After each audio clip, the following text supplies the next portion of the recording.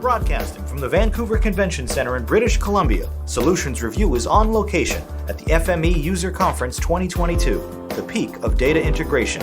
Brought to you by Safe Software. I'm Doug Atkinson here in Vancouver, British Columbia at the FME User Conference 2022, and I'm pleased to be joined by the founder of the classification guru, Susan Walsh. Hello. Hello. Nice to meet you. I haven't had the pleasure of talking to a guru yet. Yes, self-appointed, I have to say. Well, I'm eager to chat. So you're here actually presenting around dirty data. Yes. Which I want to get involved with. Yes. Well, I don't actually want to get involved with the dirty data. Most people don't. So tell us about that. Why don't you want to have dirty data? Well, for a start, it makes your life a lot easier.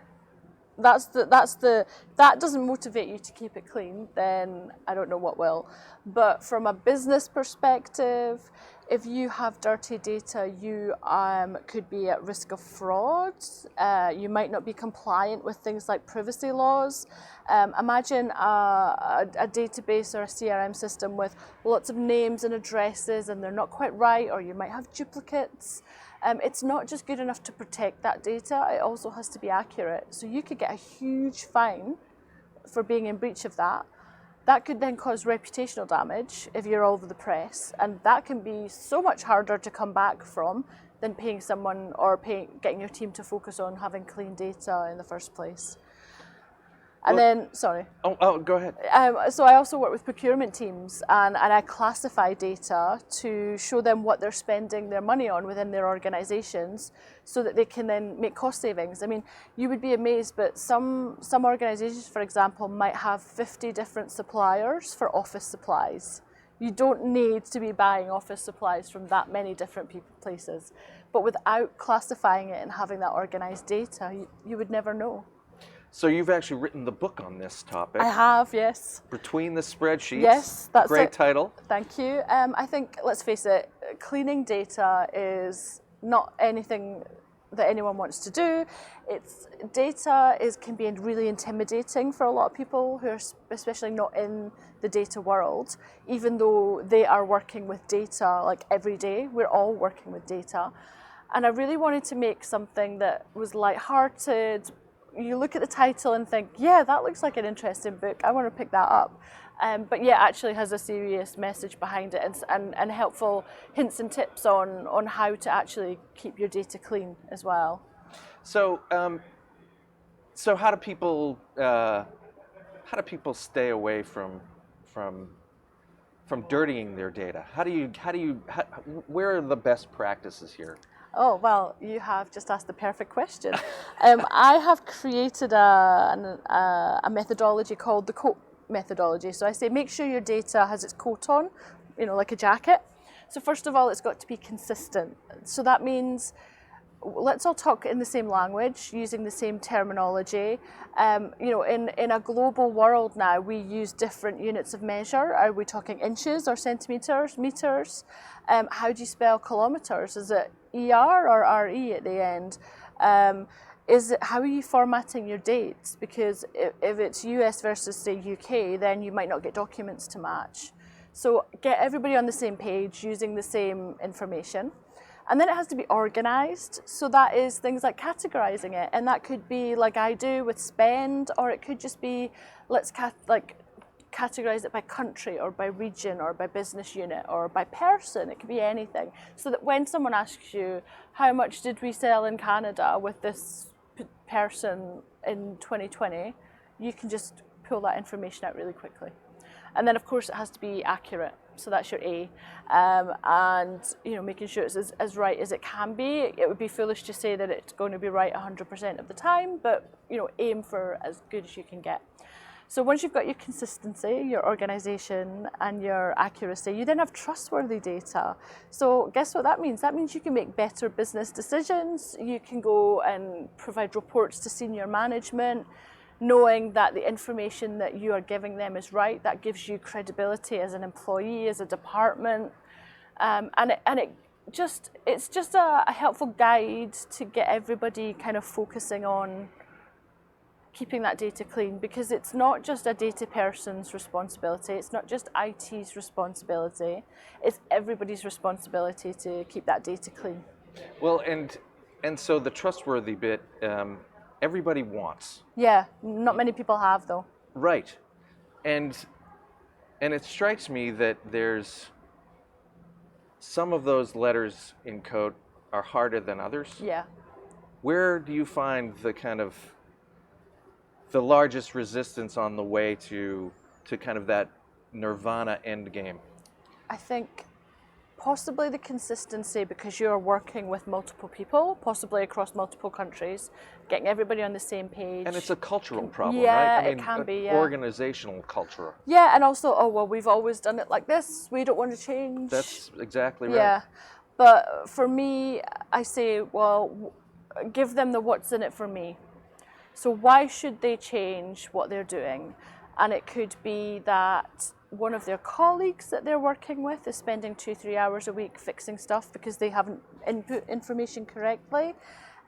Maybe you could tie it to like performance reviews or a financial reward. If you hit your targets, then, you know, if you give them some motivation, which ultimately will help keep it. But, you know, I'm a realist. It's, you know, you're not going to get everybody on board, or if you do, it's going to take time, because not everybody will come to that conclusion at the same stage.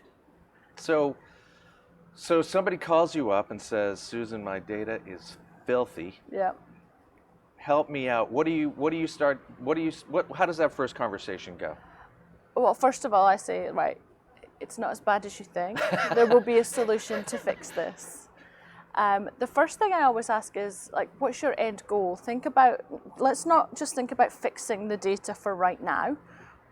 Let's think about longer term. What do you need in the future from your data so that we can build that into cleaning it now or categorizing it? And an example would be, depending on the level of detail in the data, I can either class it to like level 1 IT, level 2 hardware, or I could go to level 3 and 4 with like desktops, laptops, mouse, keyboard, monitor.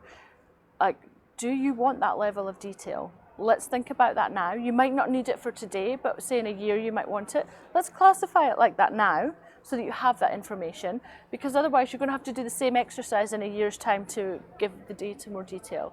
And most of them don't think further than solving the problem.